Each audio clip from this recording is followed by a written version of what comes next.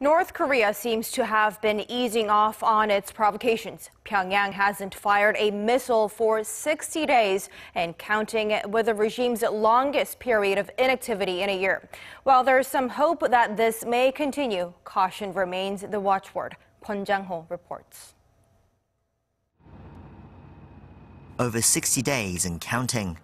After months of successive ballistic missile tests by North Korea and unprecedented hostile exchanges with the US, there has now been relative quiet from the North for the past 2 months. Talks have surfaced of a possible improvement in relations and of sanctions starting to take effect. Even US President Trump last week suggested North Korea may be ready to start dialogue. I do see certain movement, yes, but let's see what happens. But officials remain cautious. Joseph Yun, Washington's top nuclear envoy, said last month that if North Korea stops nuclear weapons activity for 60 days, the US should consider opening talks with Pyongyang. However, when asked about this on Tuesday, he said that there had been no communication over why they had stopped and that he only hoped the situation stays this way. It's perhaps not unusual that Pyongyang's missile activity remains quiet at this time of year. Since Kim Jong-un came to power, the average number of missile launches conducted by Pyongyang in the first 3 quarters of the year is above 4 a year, but the average number of missiles in the 4th quarter is less than 1.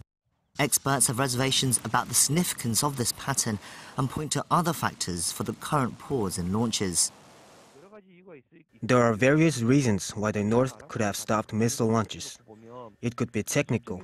They might need more time to perfect the next stage of their ICBM development. It could also simply be about the timing. They might feel they have nothing to gain politically if they launch a missile now. And despite the lack of missile launches, it doesn't mean tensions have eased. The South Korean and US forces remain on alert and continue military exercises such as the recent joint naval drills featuring 3 US carriers.